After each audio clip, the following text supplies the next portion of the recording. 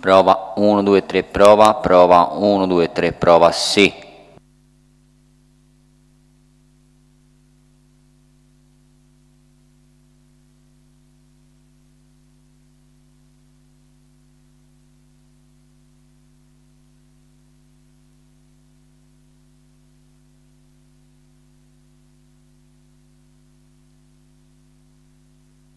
Prova 1, 2, 3, prova, sì, prova E.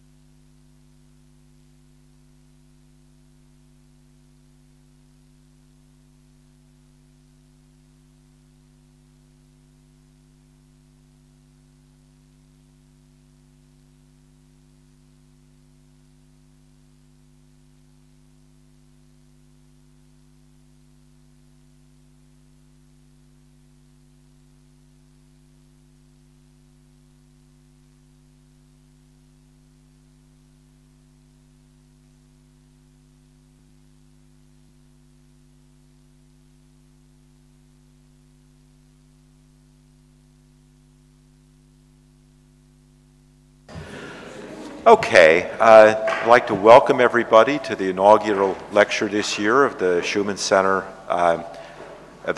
Seminar Series. I'm David Levine, together with Philip Genschel and Meilan Gao. We're organizing the seminar series this year. Philip, do you want to stand up so everybody can... Philip, stand up. You're being introduced. All right, Philip and I, together with Meilan Gao, who's not here, are organizing the seminar series this year. You can sit down. Sorry. I'm very pleased to see a lot of familiar faces, a few unfamiliar faces. It's very good turnout. I hope that many of you will return to see the subsequent seminars and lectures in the series. We hope to make the entire series a centerpiece of sort of intellectual interdisciplinary work for the Schuman Center and also for the entire EUI. So I do hope that people will try to attend many of these seminars as possible. Okay, this, as I say, is the inaugural lecture, which we've named after Yves Mény. And you probably know Yves Mény as he's the past president of the EUI. You might even be aware of some of his many activities building institutions in higher education, serving as presidents of universities as well as the EUI. He's done research throughout the world before and after he was at the EUI. He's worked on democracy and populism. But what you might not know about Yves Mény is that he was also the first director of the Schuman Center, which is why it is that we've named this in his honor. So it's for his role in getting us started down the path that brings us all together, that we've named the lecture after him. He actually wanted to be here today, but the truth is we only gave him 2 weeks' notice about the fact that we were naming a lecture after him, and he already had prior commitments. But he did have something to say. So Bridget is going to be Yves Mény for today. Good afternoon, everyone. Yves has sent me this and asked me to read it out on his behalf. So many thanks to Bridget and to the Schuman Center for their kind initiative. I feel very honored and moved by the decision to link my name to the annual inaugural lecture of the Center. I had indeed the great chance to launch the Center in 1993, starting from practically nothing. I had an even greater chance to be succeeded by extremely dedicated colleagues, and he names Helen, Stefano Bartolini, and Bridget Laffin, who each with their own talent, I think the jury is out on Laffin, and leadership have made the Center grow and develop. I would also like to associate these words of thanks with Joseph Weiler, who in the 1980s created the ancestor of the Schuman Center, the European Policy Unit, which unfortunately lost the momentum after his departure to the US and the departure of Emile Noël, former president of the EUI, who created the Center in spite of so many oppositions to change and innovation at the time. Unfortunately, I am unable to participate in this inaugural lecture due to previous commitments. I am fighting, if I may say so, on another front, helping to win the battle against cystic fibrosis, a terrible genetic disease which reduces by half the life expectancy of children. Yves has a family member who suffers from cystic fibrosis, and that's why he can't be with us this afternoon, but he will come next year because we will give him sufficient notice. But I'm very glad that we are honouring Yves as the first director of the Schuman Center. Okay, and with that, let me introduce today's inaugural speaker of the Yves Mény Lecture. So let me say that there's many branches of Islam, that they're often in confrontation with each other. They're often in confrontation with the West, with Israel, with Russia. Islam plays a direct role in the life of the EU, in France, and England, and Germany in particular. In Central Asia, historically, Islam has confronted communism, and nowadays it confronts its many splinters that are left over from communism. So there's a very contemporary set of issues that are also very complex, involving the role of Islam in the relation to the West and the rest of the world. Olivier Roy has devoted his life to the study of these questions and these issues. He's written books. I counted many thousands of citations to his work on Google Scholar. In the 1990s, he wrote Islam and Resistance in Afghanistan, and he wrote about the failure of political Islam. In 2000s, he wrote about globalized Islam, the search for a new ummah, and he wrote The New Central Asia, Geopolitics and the Birth of Nations, as well as Secularism Confronts Islam. He's directed research projects, he's advised governments, he's lived and worked in some of the countries he's studied, and we're very pleased to have Olivier here now to share some of his knowledge with us. Olivier, the floor is yours. Thank you very much. My lecture will be mainly on I would say, we'll begin with a critical approach of the social sciences towards Islam and the Middle East. There has been recently a very interesting article by Gregory Gause, specialist in Saudi Arabia, who asked why we, the political scientists, did miss, the Arab Spring. And it's true that the political scientists are just second after the economists to predict events. In 2010, most of the political scientists were working either on the issue of the state, and mainly authoritarian state. Why did authoritarian state stand in the Middle East? Or they were working on Islamism, Islam and so. So almost nobody did predict the Arab Spring. And in 2011, most of the political scientists were at loss, to explain, what is going on. And the journalists, in fact, were on the front line, of explaining the events.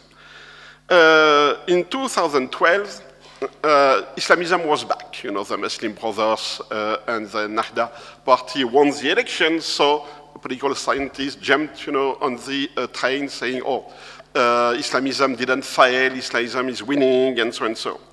And it failed. So in 2013, authoritarianism is back. The Egyptian army made a coup and is now in charge in Egypt. So we have this kind of cyclical events. You can say the same thing, for 20 years, and sooner or later you will be right.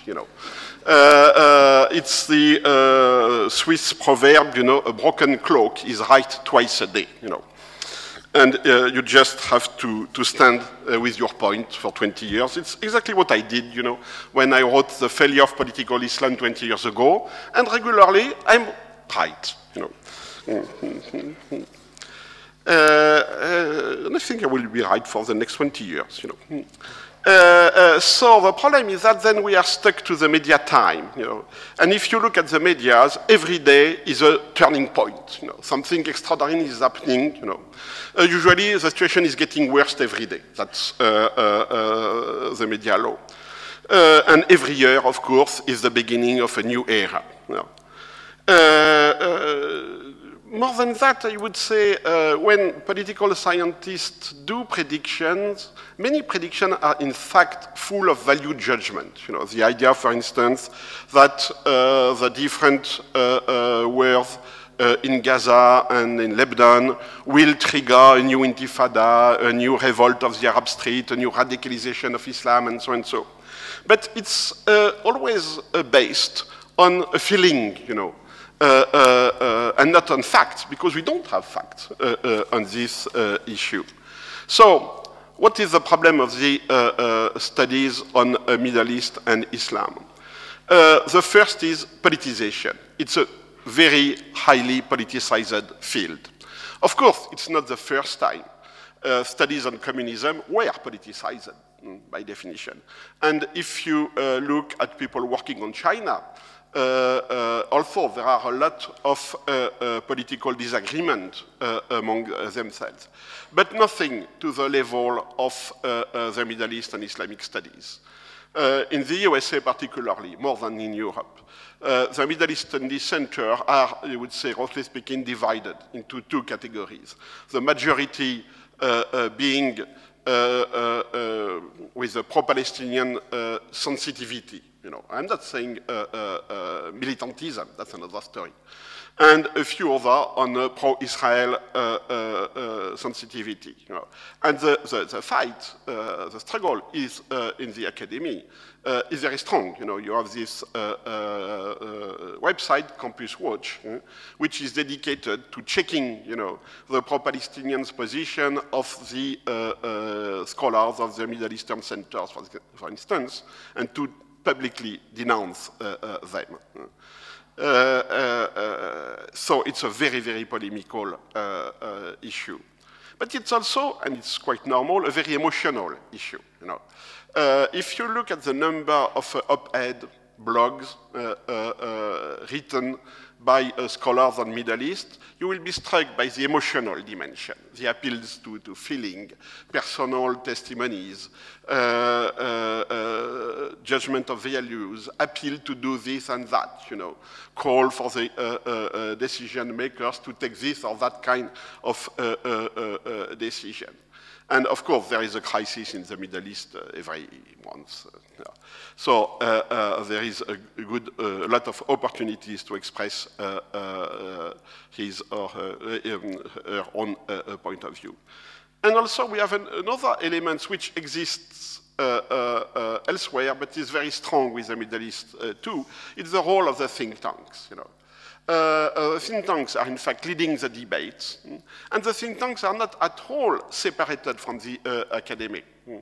Many scholars can work, you know, in a think tank for some time, are invited by the think tanks, do invite people of the think tank to make lectures, to have debates, and so and so.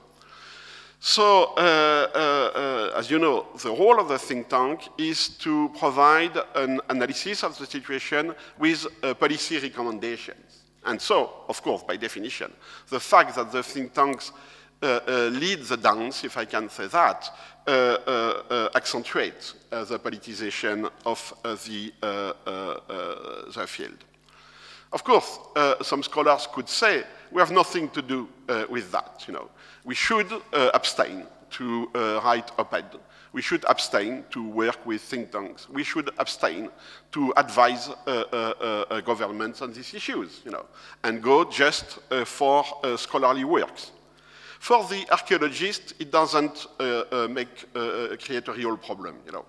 But for political scientists, it's a bit of a problem to say, don't want, you know, to be involved into politics. So, in this sense, what is the use of political science if you have nothing to say about the definition of policy? So, it's an illusion, you know, to stay outside the field. And, of course, this politicization has a lot of consequences, intellectual and conceptual consequences. I will start, you know, from the first division, which is mainly, which is very strong, as I said, in the USA, far less in Europe. The division between, roughly speaking, the pro-Israeli centers and the pro-Palestinian centers, you know. Even if few of them would accept to be defined like that.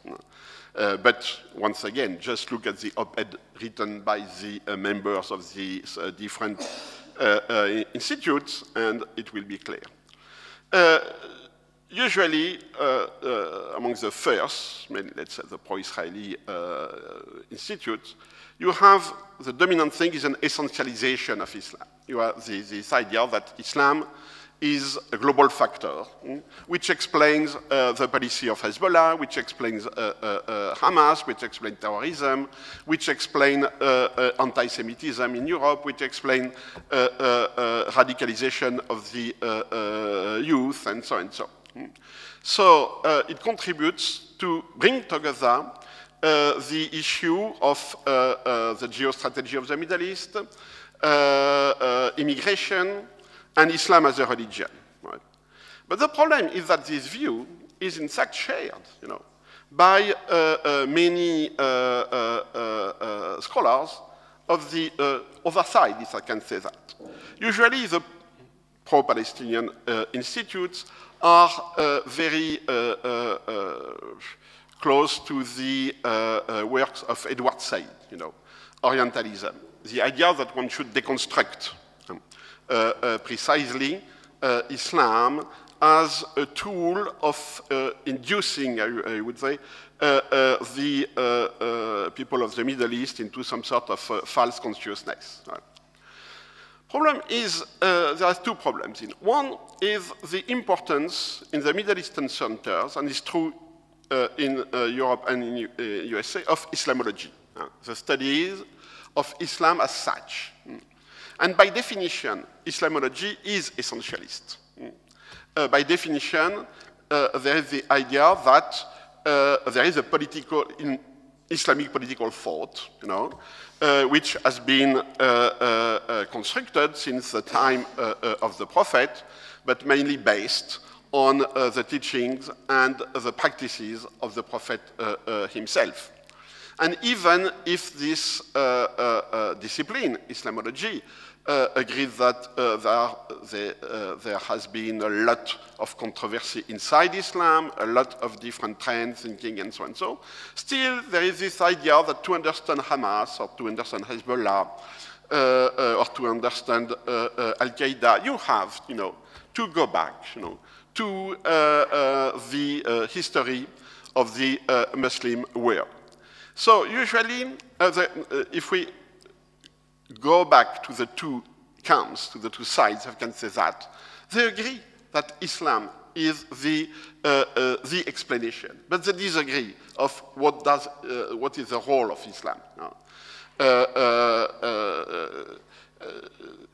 In the first school, you have the idea that intrinsically there is a genealogy of radicalization in Islam, while for the other groups, radicalization, the contemporary radicalization, is some sort of an hijacking, of a more traditional and open Islam. But of course, the two are based on the essentialization of Islam. So what we have, I think, one of the dominant approach has been, and is still largely, a cultural approach. Culturalist approach. And this culturalist approach has spilled over into the studies of migration.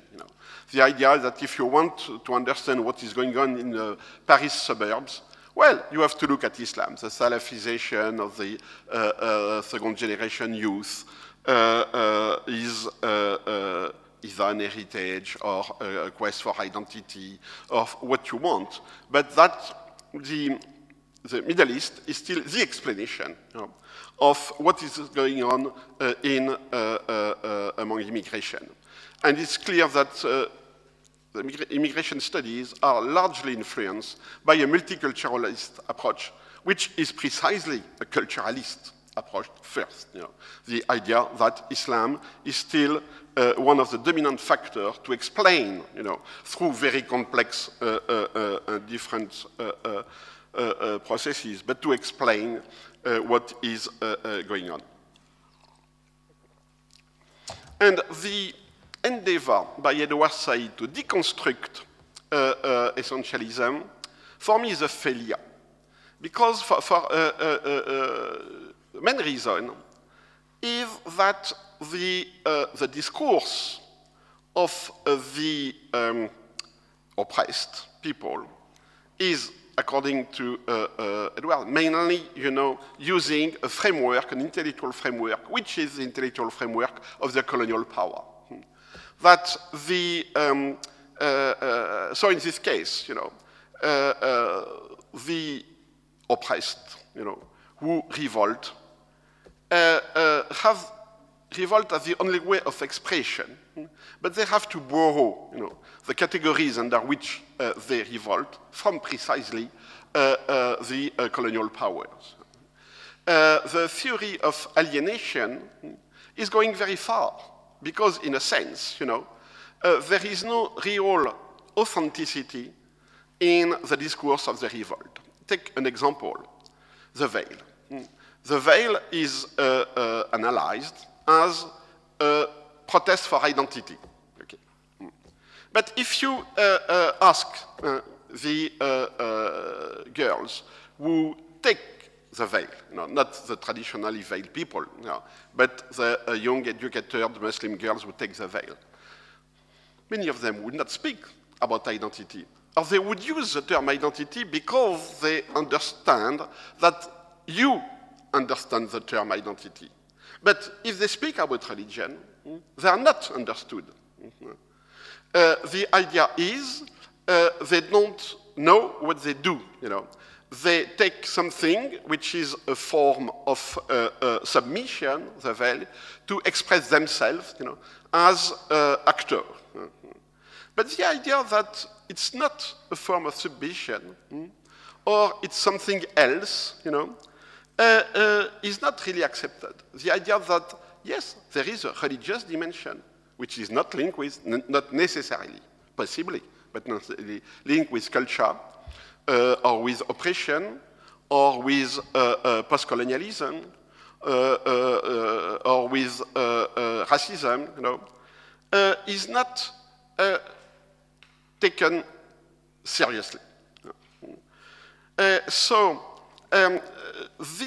would say, this trend among many scholars to fight against Islamophobia, to endorse the movement of liberation from the Third World and from Middle East, to explain that Hezbollah and Hamas are in fact legitimate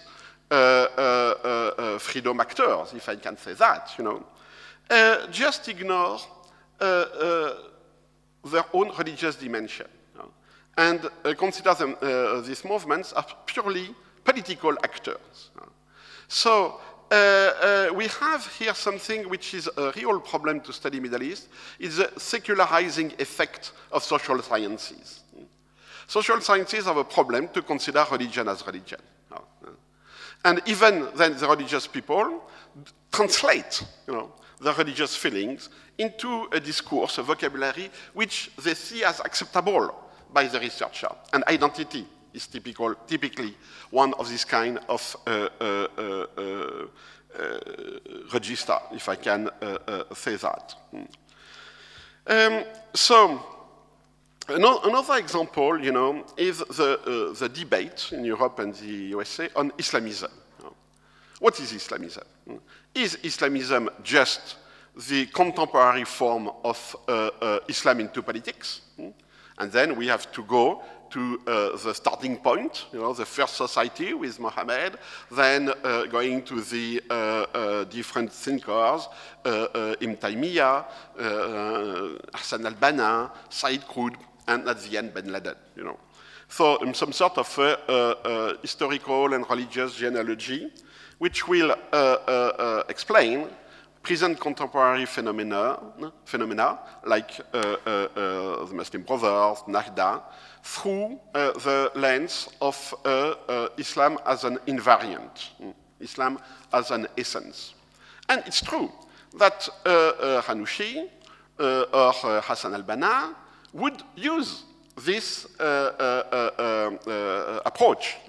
Hanouchi explains that, yes, his party, in fact, his movement, tries to take the tools, from the time of the Prophet, and he has a lot of pedagogical discourse on using traditional, classical parameters of Islam into politics from the time of the Prophet. But the fact that a religious actor roots his political ideology into a religious genealogy should not, for the political scientist, be the explanation. So now we see where the predicament is. Sometimes we overemphasize, the role of Islam. You cannot understand politics into the Middle East without studying the first society, the first Muslim society under the Prophet.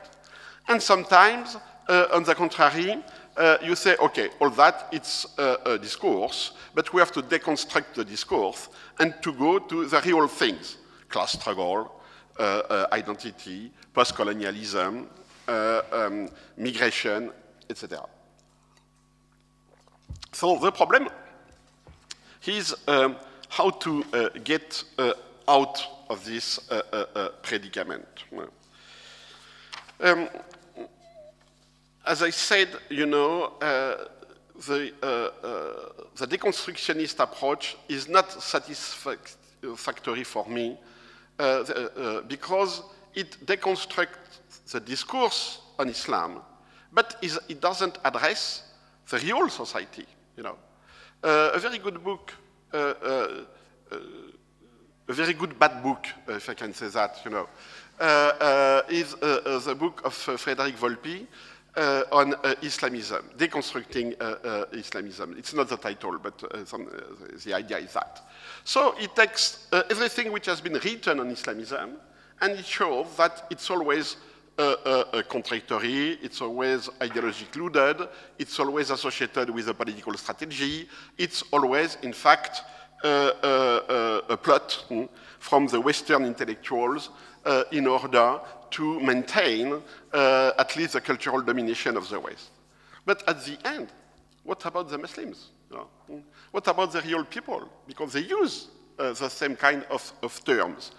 And here, in this kind of researches, there is a total neglect of what I call, you know, the interactive dimension between social sciences and political actors. It's no more the case that political social scientists do study a society which, in fact, doesn't care about the fact that it is studied, you know. The good old time of the anthropologists studying societies where nobody could read what they write on them is finished. Now they read what we write, as a book, a very good book, by the way, a good book, this one, said, you know. And this kind of interaction, you know, between social sciences and political actors is largely neglected. We should be aware that many of the political actors did go to university. They have a degree. Davutoglu, the Turkish prime minister, is an academic, you know, and he wrote academic books on international relations.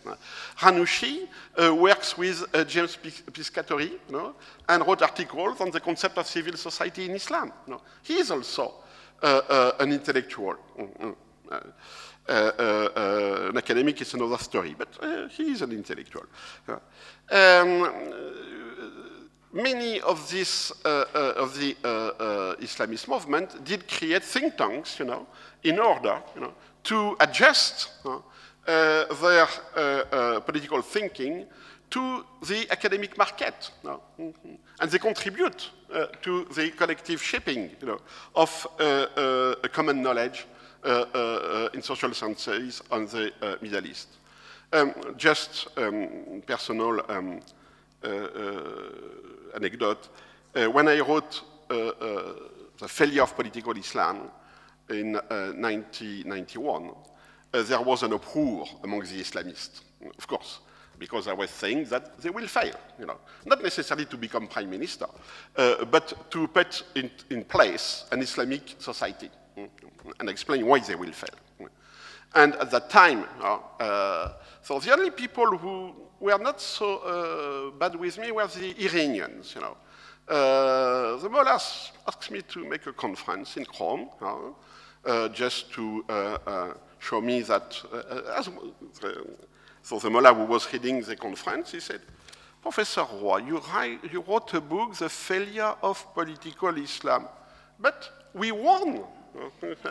I said, it depends what we call winning. And then I began to explain, and he stopped me after 15 minutes. He said, oh, you are perfectly right, you know. But there is still a problem with your title. You should have written The Failure of Sunni Political Islam. But 3 years after, the Sunni did invite me. So the municipality of Istanbul, at that time headed by Erdogan, invite me to make a conference, you know, a big conference, you know, 400 people, on the failure of political Islam.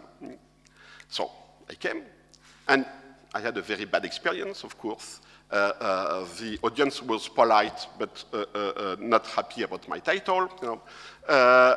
So they were telling me that I'm totally wrong, and so and so. So at the end, I asked the mayor was not there, but I asked his deputy to explain me. So no, the deputy came to me and said, it was a fantastic conference. It was very good. We are very pleased. Well, I said, maybe you, but these guys were not pleased at all. Why did you invite me? Because in fact, I'm going against your constituency, you know. And he said, yes, it's precisely why we invited you, because we cannot tell them that, you know, not yet, you know, but you can, you know. And they won the election in 2002, you know, not because of me, but because they precisely understand why did political Islam fail, you know. So this interactivity, which for me is very important in social sciences, although it runs against the concept of neutrality, objectivity, scientificity, well, you know, of these kind of things we use when we have a problem with the ethics committee. It doesn't work, of course, concretely. It never works, you know. So it's not a conference on ethics. So, and it explains why all the discourse on deconstructing the discourse on Islam, in fact, is, well, a loss of time, I think, now. So the other way to deal with the Middle East is what I can call the neopositivist approach, you know, to ignore religion and culture, and to use a transversal conceptual framework, comparativism, you know, precisely to ignore the specificity of the Middle East and to try to bring the Middle East back into, you know, the common framework. For instance, state building. So, comparing state building in Europe, Middle East, Southeast Asia, and so on and so. Transition to democracy. So, starting from Latin America, then to Eastern Europe, and then to the Middle East. What are the conditions for democratization, and so on and so. The theory of the social movement, also trying to bring, you know, the Islamists into a universal framework, which is not, you know, which could avoid the trap, you know, of the exceptionalism, the Islamic exceptionalism. Civil society, also, the concept of civil society. Opinion polls, you know, the use of opinion polls, you know, Pew reports, Gallup, and so. Demography. Okay, so I will not go. I will be back to demography after. International relations, you know, trying to understand geostrategy. Geostrategy is very interesting because it's a discipline which is not very recognized, you know, in social sciences for good reasons. Usually, geostrategy is very close to, very not close, but is very culturalist, you know. And it's a discipline which, until the 80s, I would say, was very associated with the right. But in the 80s, it has been retaken, if I can say that, you know, by a part of the left.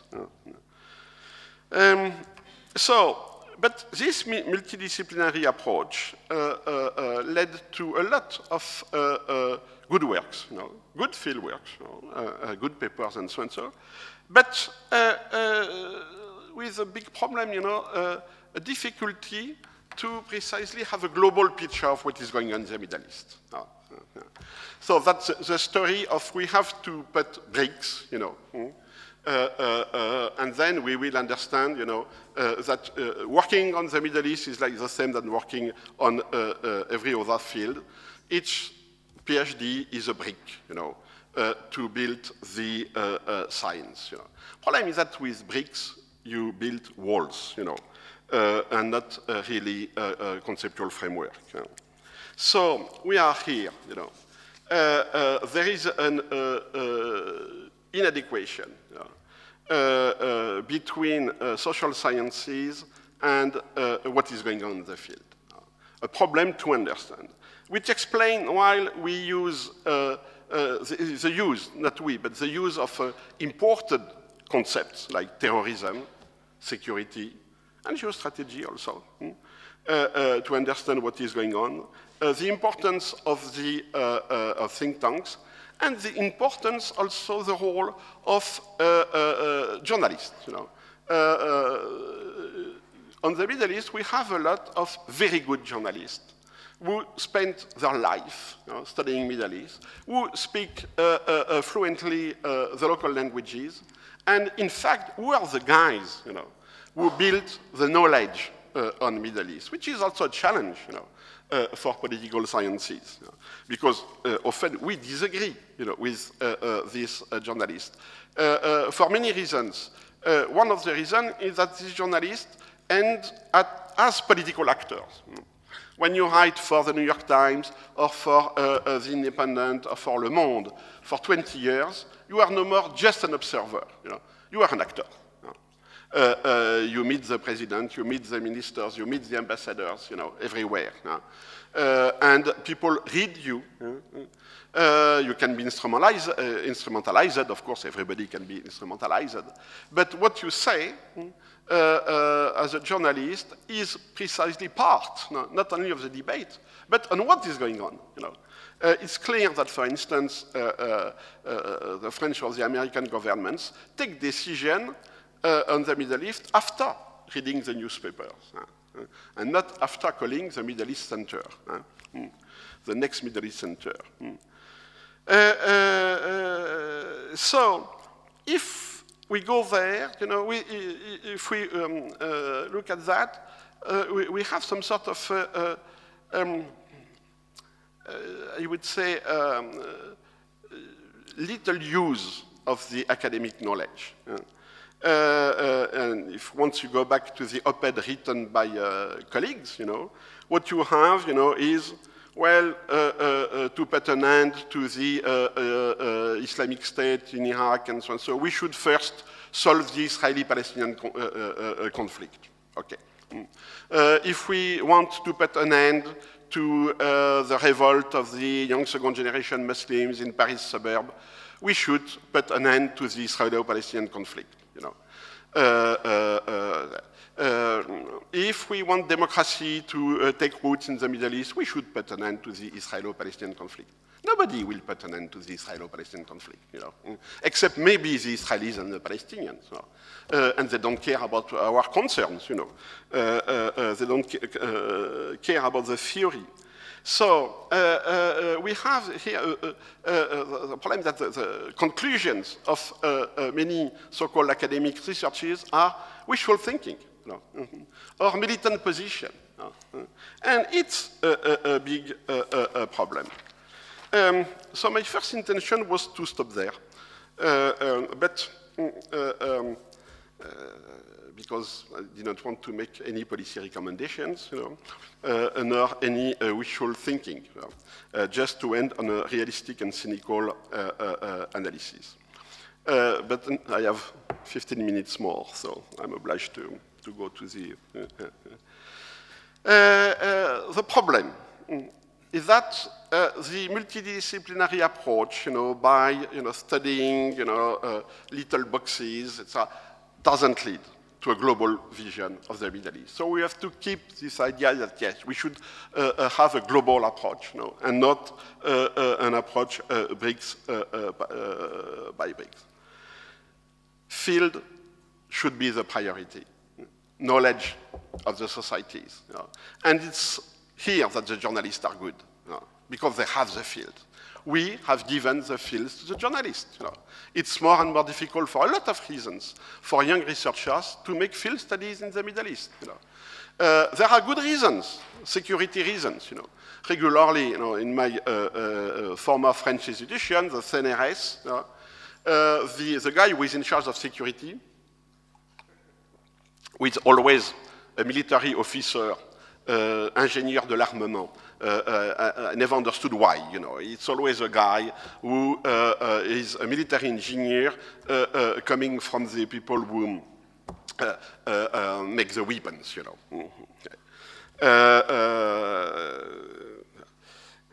And they issue a list of places where we should not go. And of course, all our places are on the list, you know. We should not go to Gaza, sure. We should avoid to go to Kurdistan. Don't go to Syria, don't go to Iraq, don't go to Afghanistan, don't go to Pakistan, don't go to Iran. And they even put Moldavia recently, you know, on the list of dangerous countries. So, the structure now of the research make it more and more difficult for a young student to go to the field. For different reasons. So that's the priority now. The problem now, the other problem is to connecting the different levels. Sociology, demography, and here I would say the only people who in fact did predict the Arab Spring were the demographers. Because and Philip wrote a book 15 years ago, showing that the societies are changing to a point that, well, and he stopped there, you know, because he's just a demographer.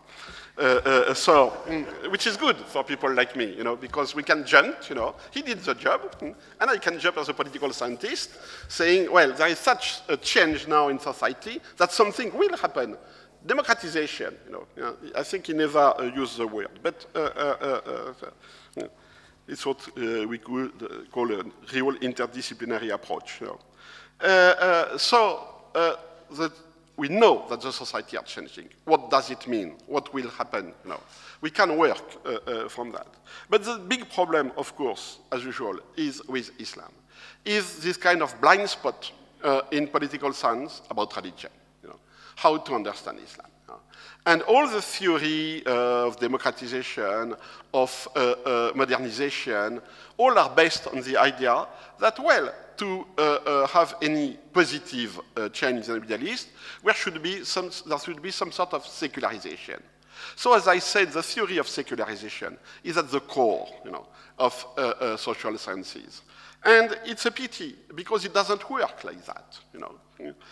And here I think we can use Bourdieu with his theory of the fields. You know, I speak about Bourdieu, not about the Bourdieusians. It's a good thing never to have disciples, because disciples spoil, you know, the heritage. You know.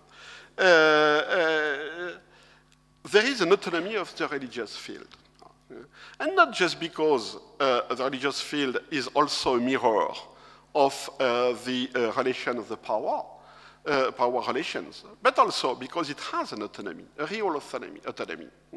We have to listen to what religious people say, and not to translate what they say in an acceptable secularized language. No. They don't care about identity. They care about faith. They care about salvation. You know, identity is a translation for lazy social scientists and for journalists and for the public opinion and so on and so on. But there is clearly, in the intuition of Bourdieu, an homothetic relationship, you know, between the religious field and the political field. Two facts, you know, two elements. Individualization, diversification. It has been now more than almost 20 years that me and others, like Patrick Henny, for instance, you know, we work on that, you know, the modification of what I call religiosity, you know, the way people behave in relationship with religion. And we found, you know, a lot of changes, but not towards secularization or toward liberal Islam. You know. We are concentrating now the opinion, public opinion, the decision makers, the journalists, and a huge part of the academy on finding the moderate Muslim, the good, nice, moderate Muslim. You know, the feminist Muslim, democratic Muslim, gay-friendly Muslim. You know. A secular Muslim, that's all, of course, you know. And of course we don't find him. Or we find him, you know, but the guy has no appeal to anybody, because people go for the real things, you know. And it's very funny, because we are looking for the secular good imam, once we have given up to find a nice secular pope, for instance, or a gay-friendly Lubavitch, you know. Religions are not liberal. That's all, you know, like it or not, you know. So the issue is not about a change in theology. We have here a very distorted reading of Max Weber. You know. The idea that there is a link, for Max Weber it has never been a causal link, between a theological paradigm, predestination in a sense, and a sociological or political paradigm, capitalism, for instance. I just think that it doesn't work, you know.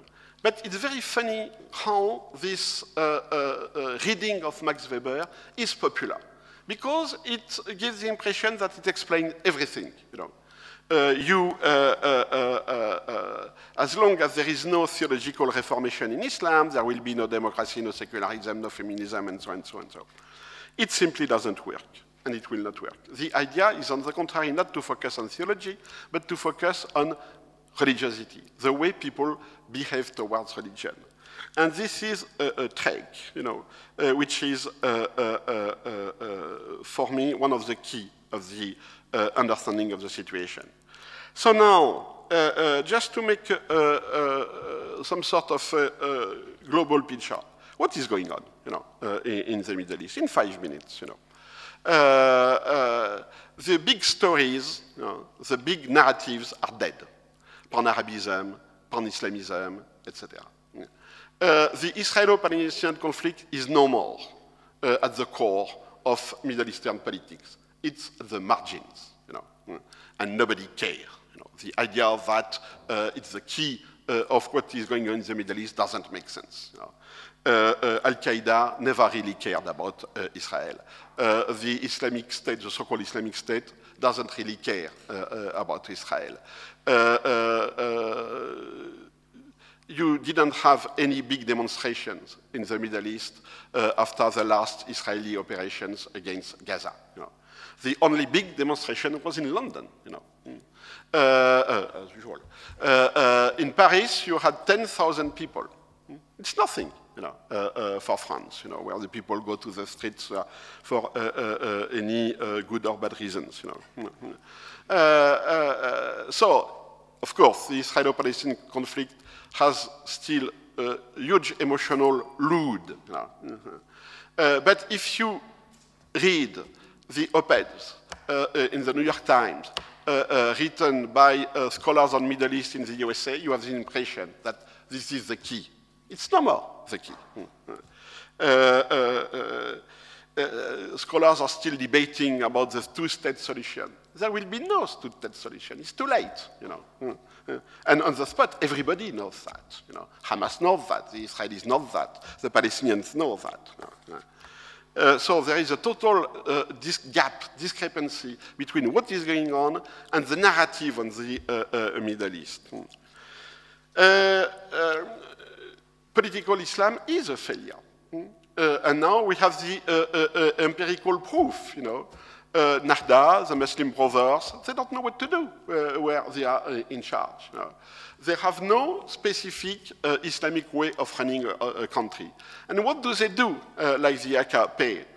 What do they do with the religious referential? Because they cannot give up the religious referential.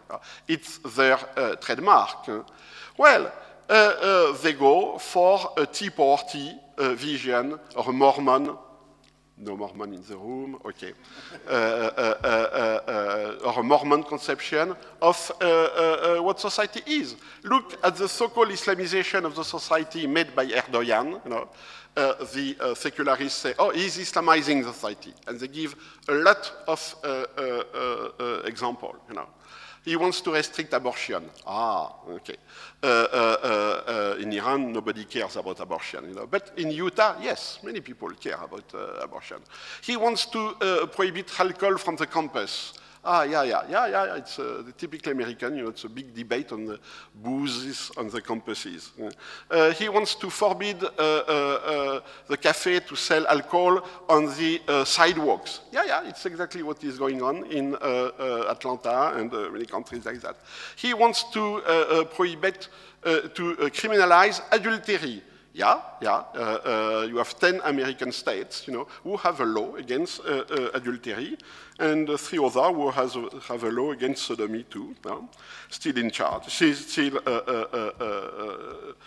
applied by the used by the courts. So. What we have here is not something you have to do with Islam. It has something we have to do with the recomposition of traditional religions in secularized societies. So we have to take a transversal approach in this case. And in this case, comparativism does work, you know, it does work. Radicalization, as I said, I've been saying since 20 years, radicalization, the roots of radicalization are not in the Middle East. They are on the margins of the Middle East, you know. All the crises, you know, the big crises which attracted radicals coming from the West, you know, Chechnya, Bosnia, Afghanistan, are on the margins. And in a sense, you know, what is going on now in Iraq, it's also a matter of the margins, because it's a redefinition of the borders of the Arab world. Towards the Iranian world, the Kurd, New Kurdistan, and the Turkish world. So it's a matter of boundaries. And all this conflict, Shia-Sunni conflict, has to be explained now in terms of redrawing boundaries, not necessarily state boundaries, that's another story, you know, but redrawing boundaries in the Middle East. And the radicalization is a matter of the margin, geographical margin. The core of the radicalization is the West, you know. I stressed 20 years ago a simple fact that has just been very recently acknowledged. The percentage of converts in radical Islamic organization, 25%. You know, no one Islamic organization everywhere has not only such a percentage of converts, but even a significant percentage of converts. You don't have converts with the Muslim Brothers. You don't have converts with the Iranian Islamic Revolution. You don't have converts with Nahda. You don't have converts with the AKP. And in France, you have few converts with the UEF, few converts, totally marginal. The converts go for radicalization, not because radicalization is a consequence of the religious conversions, but the contrary, you know. They go for a political radicalization. And they convert because the real thing is jihad. Not the Quran, not Sharia. They don't care about Sharia. You know the story, you know, of the 2 last guys who have been arrested in London, coming back from Syria, second generation, not convert, of Pakistani origin. The police find, you know, their last order on Amazon, and the order was Islam for the dummies. You know, no. That's exactly the guy who joined now Al-Qaeda. And why ISIS? Still, 2 minutes to speak about ISIS. You know, why ISIS? Because Al-Qaeda is running out of steam. You know, of course, Al-Qaeda is running out of steam. Al-Qaeda began to run out of steam on September 12, 2001, after the towers. You know, once you have destroyed the towers, what do? You know? So for 10 years, they tried to find something else, you know. So they killed some people, they put some bombs and so on. So, but it's very difficult to do better, you know. And the people who wanted to join Al-Qaeda, they began to be disappointed, you know, because Al-Qaeda was not able to offer them enough positions, you know. While with ISIS, it's okay. Now you can go, you know, you just take the plane to Istanbul, you take the bus to Gaziantep, and then you have your jihad, you know. You can fight, you can play, you have your video game, you know. No. It's fun, and you look at the guys. It's fun for them, you know. When we speak in a very good English, I don't know, but very Northern English or suburban English and so and so, it's obvious. So what we have here, Baghdadi, the head of the ISIS, understood why Al-Qaeda is not out of steam, because you cannot just wage a virtual jihad. You have to root, you have to go back to territory. So. And the only territory he found is what is called the Sunni Triangle, because the local population there is upset, and has good reasons to be upset, because they have been marginalized by the two dominant regimes who are Shia or close to the Shias, Syrian regime, Bashar al-Assad, and the Iraqi regime. It's very funny to see that the big change in the Middle East has been initiated by the Americans, who, by destroying the Sunni Iraq of Saddam Hussein, put in charge the Shias, and so opened the doors of the Middle East to the Iranians, who are very happy. They are very happy with the Americans, the Iranians. They are very polite now, it's no more death to America. No, no, no, it's long life, stay here, guys, And we have now this incredible coalition against ISIS. And of course, ISIS will be defeated. Of course, for two reasons. They want to kill everybody.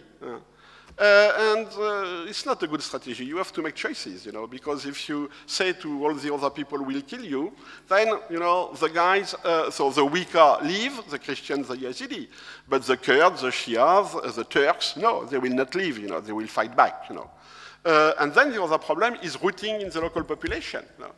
The story of weeding, is very interesting, because the same happened with Al-Qaeda in Afghanistan, the same is happening with Boko Haram in Nigeria. The fact that these movements want to marry their fighters, and it's not just because they are sexually what you want, it's a way to territorialize, But a Sunni tribal leader of Fallujah will never give his daughter to a young Franco-Arab from Aubervilliers, So sooner or later, there will be clashes, And so the matrimonial issue is also part of the geostrategic dimension of the Middle East. So in conclusion, we can understand what is going on in the Middle East. We have to put together, very different levels, and we have to take time, and not just be under the pressure of the media, because, as I said at the beginning, it's the logic of the pressure now, which is imposing not the analysis, of course, of the Middle East, but the way we have to, the questions we have to answer, And now we have to take back the questions, which I think is the real duty of an intellectual. Thank you.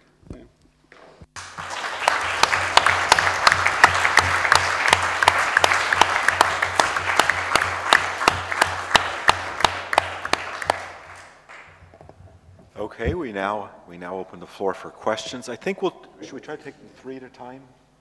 3 questions, and then you answer, and then, okay. So I'll take questions 3 at a time. So raise your hand if you'd like to be recognized and ask a question. I see in the back there. No. In the striped shirt? You're raising your hand? Yeah. Me, yes. Okay. Hi. Thank you very much for this. And Olivier, I agree with you with many things, but I think you've been a bit too harsh on some people. Like you, I'm also frustrated with political science, and thus now I'm a refugee at the history department. When I started political science as a graduate student, we were taught that, the biggest problem that political science did not see the collapse of the Soviet Union. So they always have a failure to predict, and I think it's a problem of the discipline to try to predict. So, so I'm not sure whether, I'm not sure that, well, in short, and to put it nicely, it's a waste of time to try to save the discipline when it comes to these things. And when you look at the Arab Spring, for example, in addition to demographers, I remember very well Joel Bannon, who's a historian, have been talking about things changing in Egypt, right? And he was, like you said, in the field, and he wasn't talking about Islam, as he was talking about the workers. And that indeed turned out to be the kind of the nucleus of the movement in Egypt, you know, the Mahalla and the workers' movement. And this is also to go back to your point, you know, it's not only Islam that is happening in the region, and, you know, unless you're there, you wouldn't be able to see. The other thing, you know, other disciplines have also you know, took the actors and the history much more seriously than political science. So for instance, I'm thinking about, you know, Islam and secularism. Talal Asad, who's an anthropologist, would agree with many of the things that you say about kind of the relationship, the projection of secularism, secular thought into Islam and Islamic movement and that kind of thing. And Layla Abu Lughad, who's an anthropologist and wrote about, you know, I think there's a book recently, Do Muslim Women Need Saving, right, about the veil, and exactly your point that, you know, what matters for them is not religion, but all of these other issues. So this aside, I think to frame it as deconstruction versus authenticity might be a bit of, you know, throwing the baby with the, what do you call it, bathwater. On the one hand, I think you're right to say that the deconstruction approach and kind of the cultural kind of tendency among Middle Eastern studies people can take us so far, but I think it's still important. So I'm more familiar with sectarianism, for instance, than Islam, right? And then just to reinforce your point that what they've been doing in terms of kind of the rise of sectarianism now is that to say, well, this did not exist in Iraq before, and it's the creation of the Americans because they institutionalized sectarian identities. Well, that's right, but, you know, at the same time, it's wrong because the Americans did not invent these identities. They just gave it a new political form that made it kind of more dangerous than it used to be, and kind of polarized these identities. So I think it's important to deconstruct, but I'm not sure that there is an authentic place that we can revert to and say this is what it is, because once, you know, the deconstruction happens, and also the projection, right? The projection that this region is exceptional and we have to treat it by, you know, politicians and, you know, people from the outside in a special way. You know, these things become part of people's reality. So the woman that you mentioned, that she talks identity because she thinks the person in front of her talks identity. I mean, with time, this becomes part of the reality, you know, kind of the performativity of ideas. So I think it might be more helpful to think about ways where we, take deconstruction seriously, but also see how, you know, things move on the ground without, you know, getting, without stopping being critical of kind of concepts and boxes. And so, so in that vein, just to, you know, and I'm about to finish this idea, is ignoring exceptionalism, thus would also be an extreme solution. And I think exceptionalism is not just a problem with the Middle East. People who study the US and US politics also suffer from American exceptionalism, right? Especially American history, people talk about that a lot. But it might, you know, what one, you know, perhaps can do is to start with deconstructing the exceptionalism and moving forward to show how it's connected to the world. Thank you very much. Yeah. I think we should probably give some other people an opportunity to ask questions as well. Thanks.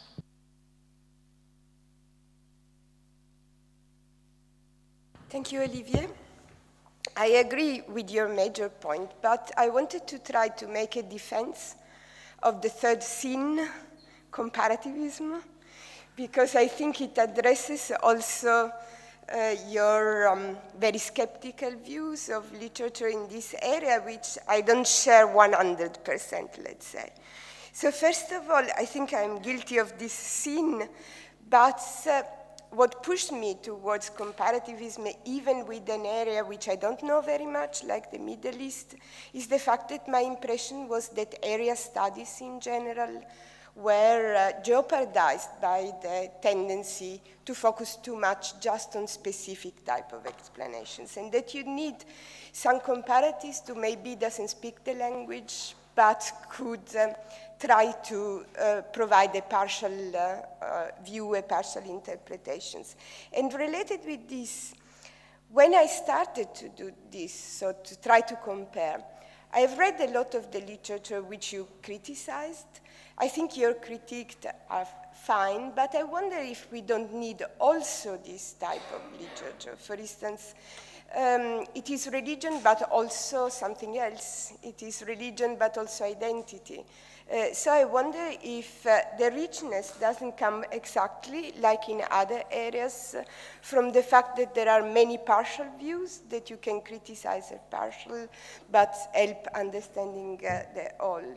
And the final point related with this, in Bourdieu's approach, fields are endowed with their own habits and so on, but they are related to each other. So I think that this is also something which could be useful to link the different literature.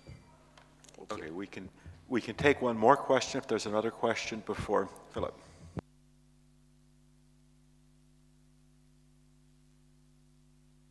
Big button, okay.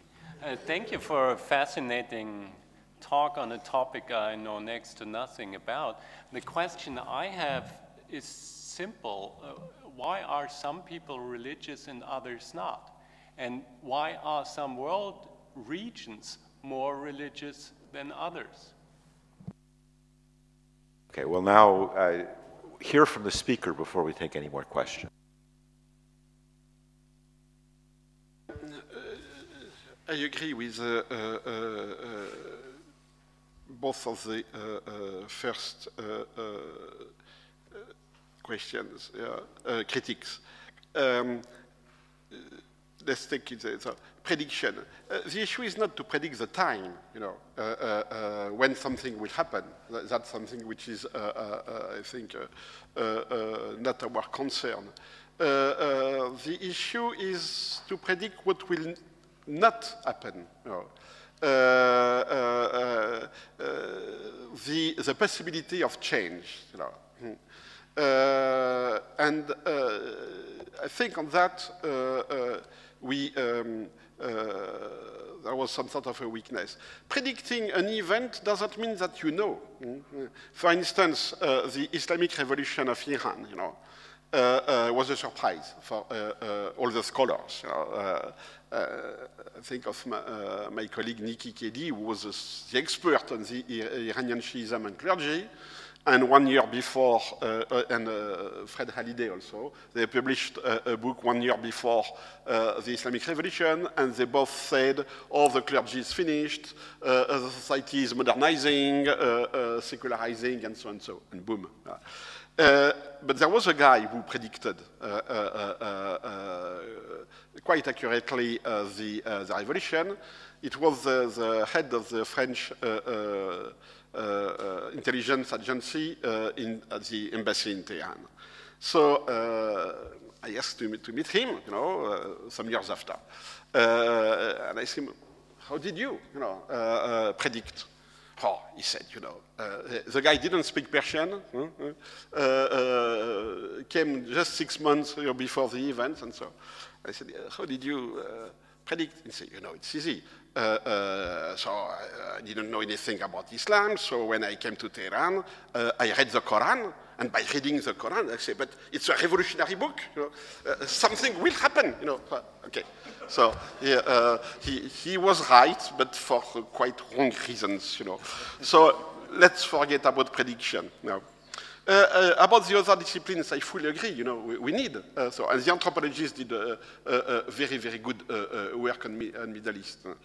The problem is to go from one field to a whole society. That's the problem of the anthropology. Is there an anthropology of the Middle East?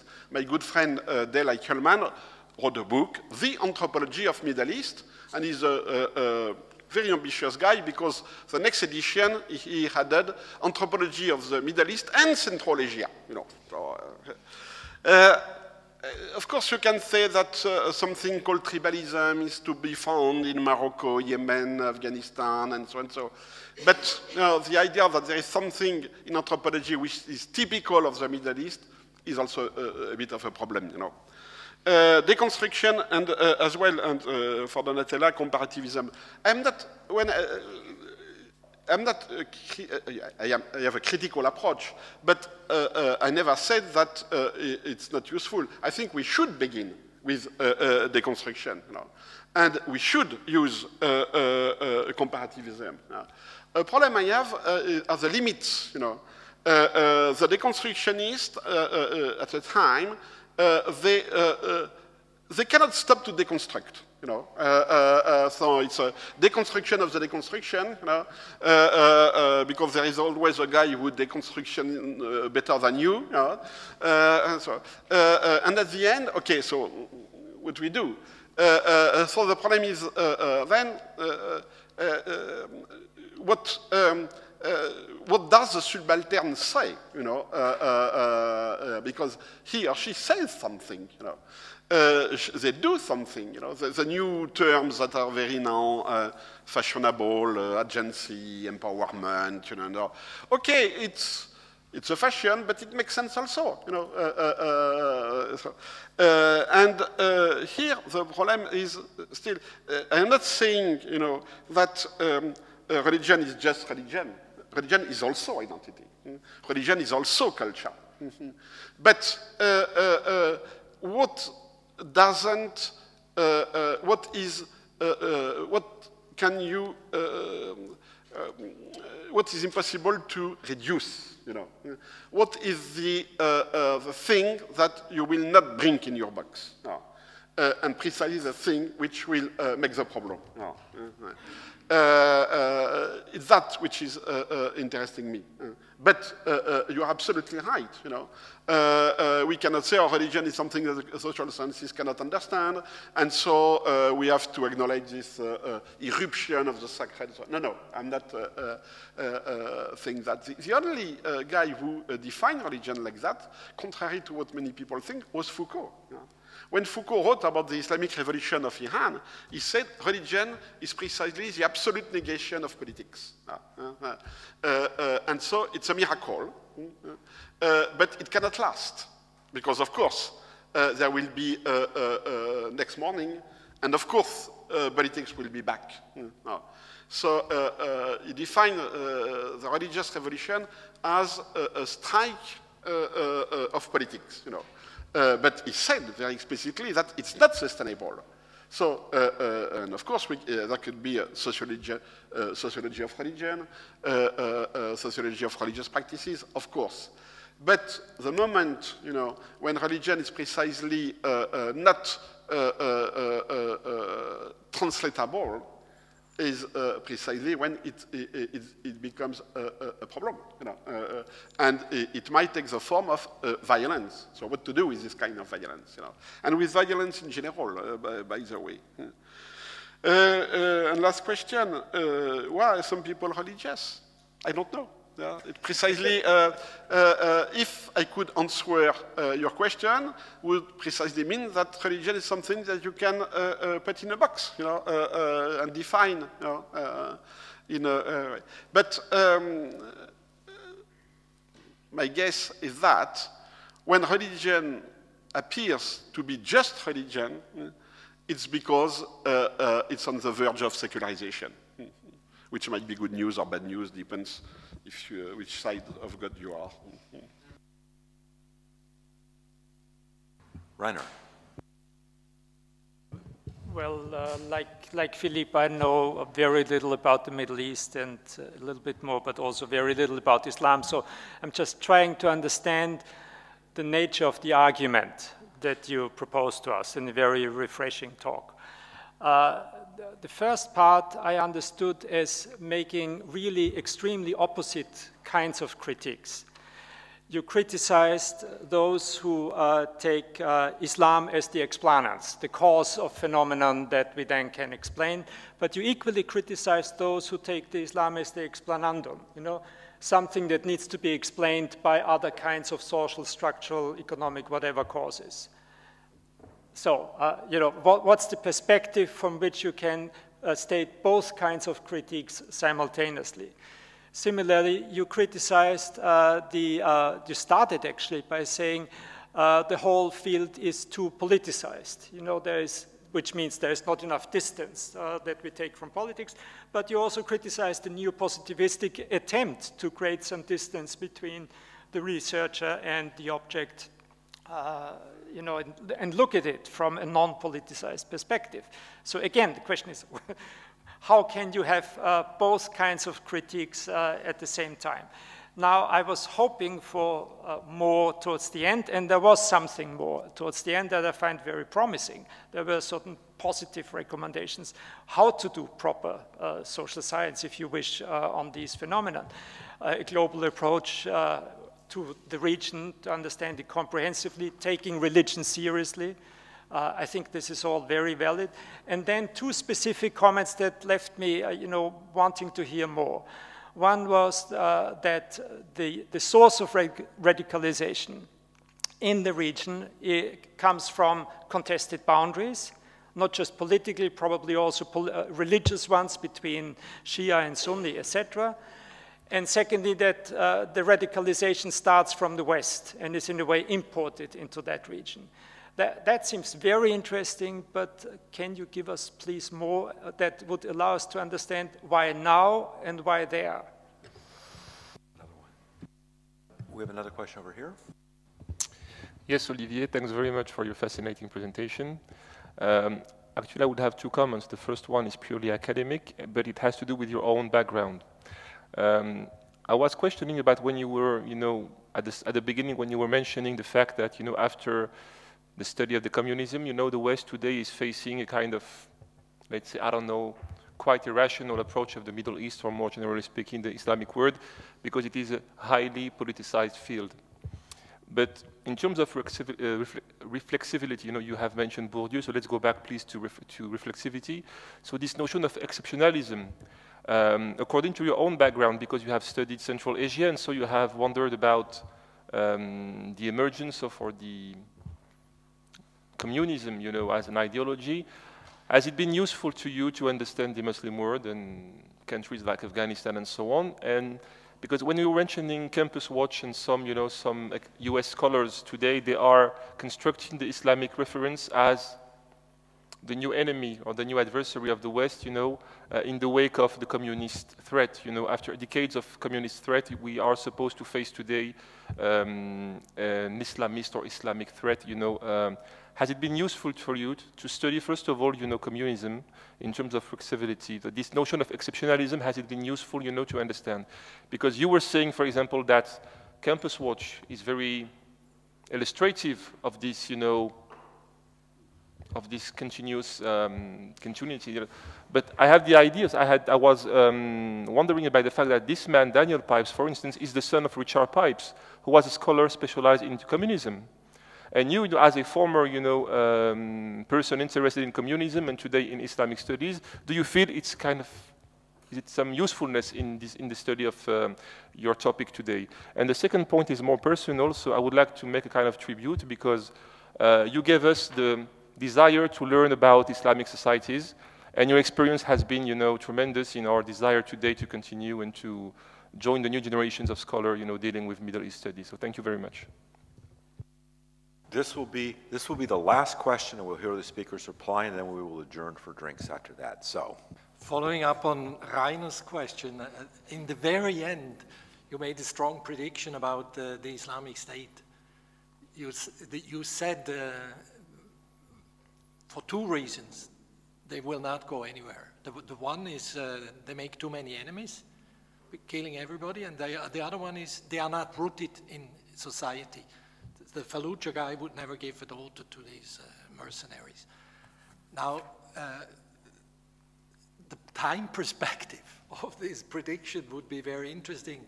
And there might also be a third reason why they don't go anywhere, because of an international coalition putting them down with military means. What do you say? Olivier, you have the last word. Go. Okay, so for the Reiner's question, I used a very old trick, which had been invented by the church councils. When you want to define an orthodoxy, you define two heresies, one on the left, one on the right. And the Communist Party congresses also used to do that. So, and once you have defined two enemies on every side, you are the right guy,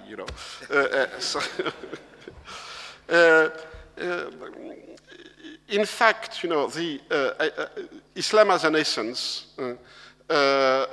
is a self-fulfilling explanation. Everything is because of Islam, so it's a cycle, and there is nothing else. Deconstruction, as I said, the problem is if you deconstruct too much, then what is left? So the issue is how to take into consideration religion, without essentializing religion. And it's very volatile because, as Donatella said also, a religious people is not just a religious people. Of course, a faithful believer doesn't think about God all the day. So there is also the rent to pay, elections, and what you want, and hence the tricky thing, on spotting the mutations of the what is specifically religious. But it's never, you cannot isolate it. And of course, it's regularly recast by the believer himself or herself into something which is negotiable. And acceptable or not, because you could have also the total refusal of the believer to negotiate. An ermite, some sort of monk, for instance, a radical, a fanatic, what you call, they say, I will not negotiate. But usually, yes, it's a permanent negotiation. And what we're studying, for instance, in our project Religion West, is this kind of negotiation. It's why we're working on the courts, for instance. In the West, because the state has no right to define what the religion is, who is dealing with what do you do with the religious claim? The courts. But the courts have no definition of the religious, of course. And they have no right to define a good religion. What is a good religion? Although they try, So we work on that, this permanent formatting, negotiations, ruptures, of religion. And same with Neopositivism. Of course, we need, as I said to Donatella, we need disciplines. We need different approaches, and so and so.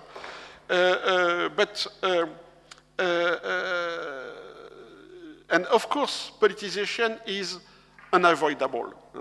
But there are different. The problem is not to avoid politicization. The problem is to master politicization. And here I think, yes, we should try to go beyond emotions. There is an emotional dimension. It's very interesting to see how the academic community has created some sort of, not protocol, but the etiquette, of debates, to avoid precisely to fight, during a conference on the Middle East. And one of the etiquette is to begin your speech by saying, I am in favor of a two-state solution. Okay, so incidentally enough, our beloved president, when we interviewed him, by Skype, and nobody was asking him anything about the Israelo-Palestinian conflict, said, without any question, I am for a two-state solution. And then Oli said, it's the etiquette of the academy. We can now discuss, between scholars. And we need etiquette. I am not criticizing that. We need this kind of etiquette. But maybe we could also go a bit further, and discuss on the real thing. Also, we have to say something to the government, but what? And what use they will do. My experience, as a consultant, is that in fact you never influence the decision, but the argumentation you write might be used, after to legitimize a decision, a political decision, which has been taken for other reasons. But the rephrasing of a political decision through other reasons has also an impact. So the decision to invade Iraq was not based on a rational analysis of the Middle East. Not at all, so totally rational. But the way the Americans tried to rationalize aftermath, their invasion had a structuring or destructuring, that's another story, impact on the Middle East.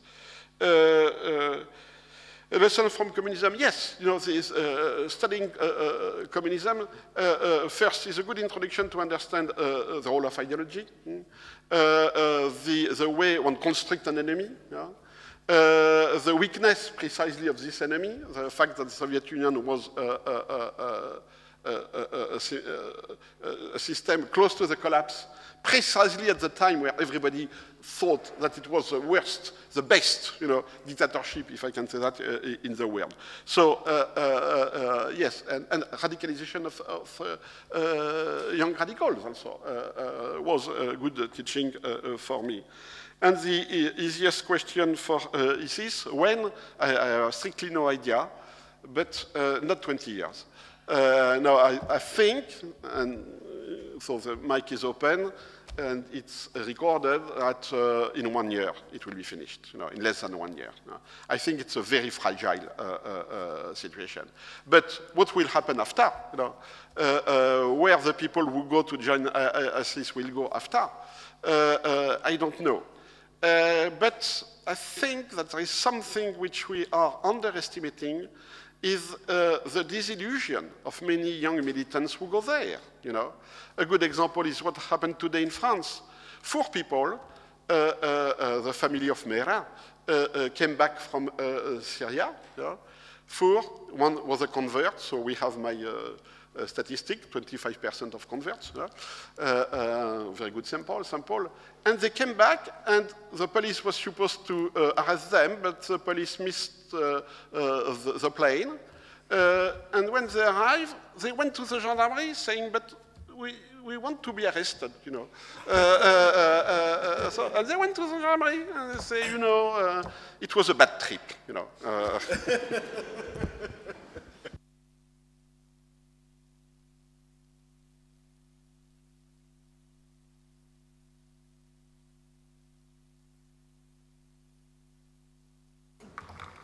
So somewhere in one of the adjoining rooms, there's supposed to be drinks. Could you show the book? Ah. Yeah, if you want to know more, there is a book in French.